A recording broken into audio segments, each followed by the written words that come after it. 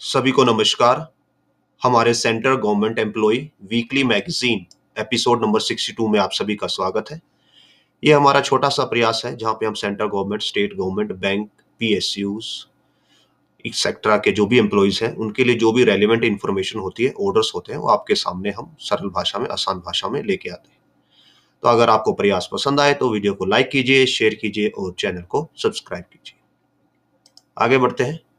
जो हमारी की हाइलाइट्स है इस वीक की, सबसे पहले है अपकमिंग स्ट्राइक है 5 दिन की, प्रोजेक्टेड मींस बैंक्स के अंदर, और ये 5 डे वर्क वीक के रिगार्डिंग है। सेकंड है राज्यसभा में आंसर आया है रिगार्डिंग 8 CPC, वो डिस्कस करेंगे। एंड थर्ड, PFRDA की नोटिफिकेशन आ गई है regarding 75% equity for NPS UPS, वो भी हम आपको शो करेंगे। So starting with upcoming bank strike. So here on your screen आप देख सकते हैं कि जो United forum of banks union है, they are planning A bank strike, और ये अभी दिसंबर 2025 है। सो इनिशियली वो क्या कर रहे हैं, कम्युनिकेट कर रहे हैं कि जो अपने लेटर्स हैं वो सारे के सारे अथॉरिटीज उनको पास आउट करेंगे। उसके बाद 23 दिसंबर को स्टेट कैपिटल्स में डेमोन्स्ट्रेशन होगा। उसके बाद 30 दिसंबर को सभी सेंटर्स, टाउन, डिस्ट्रिक्ट्स में डेमोन्स्ट्रेशन होगा। And at last third week of the January 2026 all India strike होने जाने वाली है बैंक्स की। और ये रिगार्डिंग किसके लिए है? 5 डे वर्किंग वीक के लिए डिमांड की जा रही है बैंक्स के अंदर। सो दैट्स एडवांस इंफॉर्मेशन कि if you are planning something, और अगर आप बैंक एम्प्लॉय हैं और आप तक ये जानकारी ना पहुंची हो, so United forum of bank unions अभी स्ट्राइक प्लान कर रहा है in the month of January 2026। आगे बढ़ते हैं। इससे सेकंड ऑर्डर आपको शो करते हैं, जो कि राज्यसभा में एक क्वेश्चन आया, क्वेश्चन का आंसर किया गया है, और ये किया गया है 8 CPC के रिगार्डिंग 2 दिसंबर 2025 को आंसर किया गया है। और इसमें जो मेन क्वेश्चन थे दैट जो गवर्नमेंट है उसने 8 CPC के रिगार्डिंग ऑर्डर इशू किए हैं और टर्म ऑफ रेफरेंस इशू किए हैं। और सेकंड पार्ट जो कि इंपॉर्टेंट है कि क्या गवर्नमेंट एग्जिस्टिंग DADR को बेसिक पे में मर्ज करने वाली है इमीडिएट में, मतलब कि अभी राइट नाउ मेजर को उसको मर्ज कर देगी, सो दैट जो पेंशनर्स हैं एंड सेंट्रल गवर्नमेंट एम्प्लॉइज हैं उनको रिलीफ मिले कि जब तक इसकी रिपोर्ट नहीं आती तब तक उनको कुछ एक्स्ट्रा एज ए सोर्स मिल जाए। और इसकी डिमांड जो जॉइंट कमेटी है उन्होंने भी सबमिट की थी कि जब तक रिपोर्ट आके सबमिट नहीं हो जाती तब तक DADR को मर्ज कर दिया जाए और सैलरी के ऊपर 10% का एक्स्ट्रा अमाउंट भी दिया जाए। And whether the revision of pension of central government employ is not propose under, ये थर्ड पार्ट है कि जो कि पेंशन की को नए पे कमीशन के अंदर प्रपोज रिवाइज किया जाएगा या नहीं किया जाएगा। सो आंसर में ये बोला गया है कि यस, गवर्नमेंट ने नोटिफाई कर दिया है 8 पे कमीशन को, और टर्म्स ऑफ रेफरेंस भी अलोंग साथ नोटिफाई कर दी है।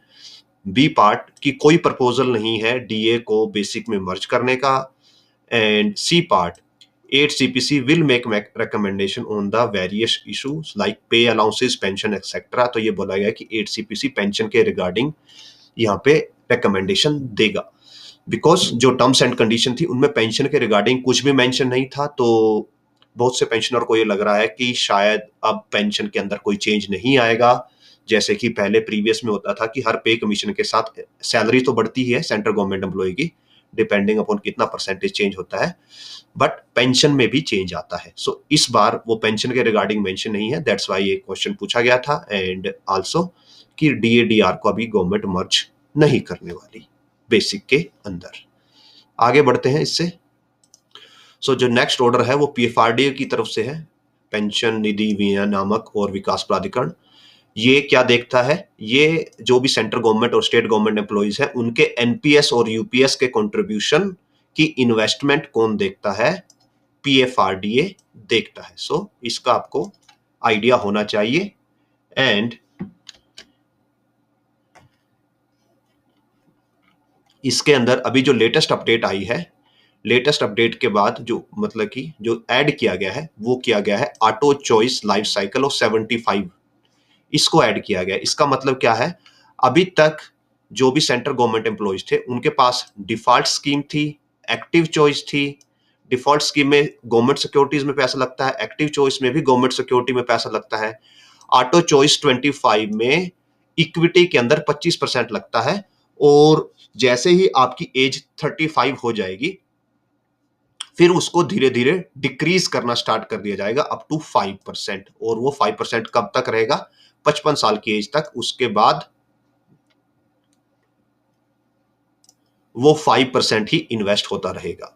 नाउ ऑटो चॉइस ऐसे ही 50% है कि जो एक्सपोजर है वो 50% होगा इक्विटी में, और उसको 35 की एज के बाद 50 से कहां तक लेके आएगा जाएगा? 10% तक। 25 वाले को 5 तक, 50 वाले को 10 तक।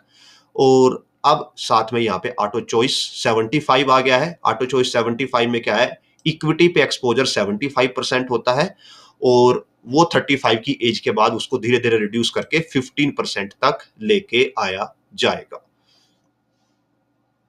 और ये किनके लिए बेनिफिशियल है? जिनको थोड़ा स्टॉक मार्केट की नॉलेज है एंड जो इसको चेंज करके अपने एनपीएस के रिटर्न को इंक्रीज करना चाहते हैं। यूपीएस वालों के लिए भी ये ऑप्शन एप्लीकेबल है, बट जिन्होंने यूपीएस लिया है वो बाय डिफॉल्ट एक स्टैंडर्ड पेंशन की तरफ जाना चाहते हैं, तो वो अपने पैसे को या अपने फंड को मैनेज नहीं करेंगे। एंड जो ये सब चेंजेस हैं ये आप अपने पीएफआरडीए में एनपीएस ट्रस्ट में जाके लॉगिन करके वहां पे चेंजेस कर सकते हैं। और जैसे ही आप चेंज करोगे तो आपके जो भी प्रीवियस फंड्स थे, जैसे अगर आपका पैसा इनिशियली डिफॉल्ट में था जो कि एलआईसी, यूटीआई में और एसबीआई में जाता है, तो वो सारा का सारा सेल होके जो भी आपका अमाउंट रुपीज में बनेगा उस रुपीज को आप फिर इन्वेस्ट कर सकते हो, डिपेंडिंग अपॉन कि आप किसको सिलेक्ट कर रहे हो, एचडीएफसी या अदर आईसीसीआई, बहुत सारे वहां पे ऑप्शंस है। तो आप जब उनमें सिलेक्ट करोगे तो वो पैसा वहां पे इन्वेस्ट हो जाएगा। सो इस वीक इतना ही। अगर आपको वीडियो पसंद आई हो तो वीडियो को लाइक कीजिए, शेयर कीजिए और चैनल को सब्सक्राइब कीजिए। धन्यवाद।